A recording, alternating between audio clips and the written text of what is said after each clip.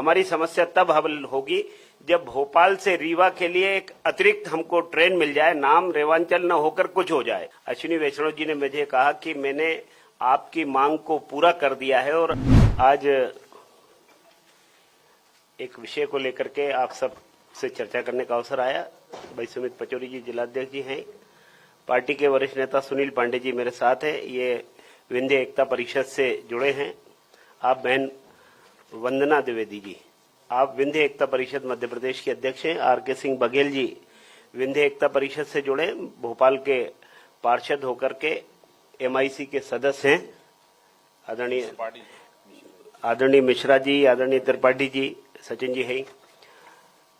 एक लंबे समय से एक मांग थी कि भोपाल से लेकर के रीवा हम रेवांचल एक्सप्रेस में जाते हैं तो उसमें कई बार जल्दी जब जाना होता है तो उसमें रिजर्वेशन नहीं मिलता और महीने 2-2, 3-3 महीने तक रिजर्वेशन नहीं मिलता।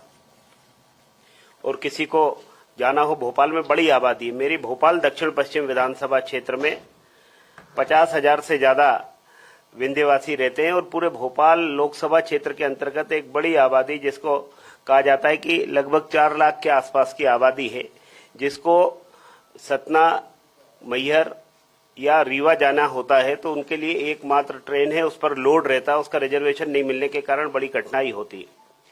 चुनाव के दौरान जब मैं विधानसभा के चुनाव में भारतीय जनता पार्टी के प्रत्याशी होकर जनता के बीच में था, तभी बहन वंदना द्विवेदी जी ने सिंधु भवन ट्रस्ट में एक दीपावली मिलन का कार्यक्रम रखा था। आयोजक भाई सुनील पांडे जी थे। तो वहां बात आई कि हमको और कुछ नहीं चाहिए, एक ट्रेन हमको मिल जाए, क्योंकि इतनी कठिनाई होती है, रिजर्वेशन होता नहीं है, कभी खुशी में कभी गम में हमको जाना होता है, कोई दुर्घटना हो जाए तो हम जा नहीं पाते, हमारे लिए बहुत कठिनाई है। रीवा के लिए कोई और कनेक्टिविटी भी नहीं है, तो एक ट्रेन और मिल जाए। तो 13 नवंबर 2023 को वहां पर दीपावली मिलन के कार्यक्रम में केंद्रीय रेल मंत्री आदरणीय अश्विनी वैष्णव जी, जो मध्य प्रदेश के चुनाव की दृष्टि से भी सह प्रभारी थे, वो वहां उपस्थित हुए। तो उसमें सब लोगों ने बात की, तो उन्होंने कहा ये जिम्मेदारी आप इनके ऊपर छोड़ दीजिए, इनको विधायक बना दीजिए, तो ये ट्रेन हम देने का प्रयास करेंगे।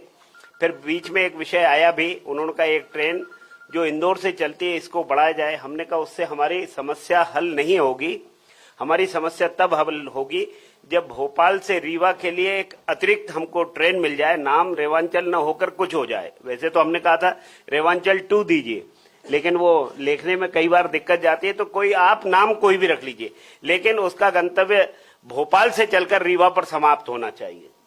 और 25 तारीख की रात को मैं एक मित्र के यहाँ था, तो वहां फोन आया कि अश्विनी वैष्णव जी ने मुझे कहा कि मैंने आपकी मांग को पूरा कर दिया है और अभी फाइल पर साइन करने के बाद मैं पहली सूचना आपको दे रहा हूं कि भोपाल से रीवा के लिए एक और ट्रेन सैंक्शन हो गई है।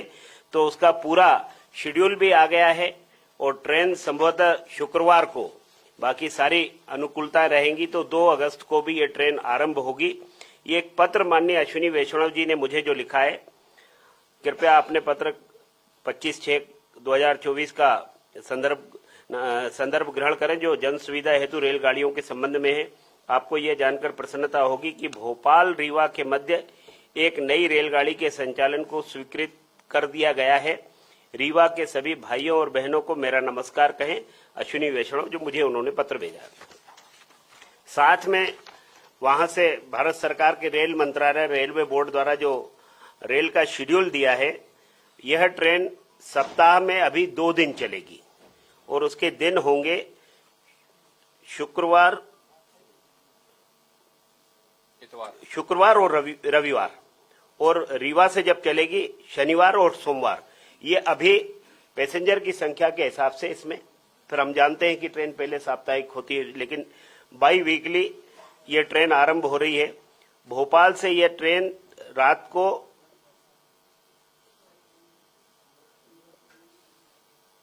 भोपाल से 22:30 10:30 बजे चलेगी और 8:05 पर रीवा पहुंचेगी। रास्ते में भोपाल से रानी कमलापति, इटारसी, जबलपुर, सतना और रीवा, ऐसे 5 स्टेशन उसमें दिए हैं।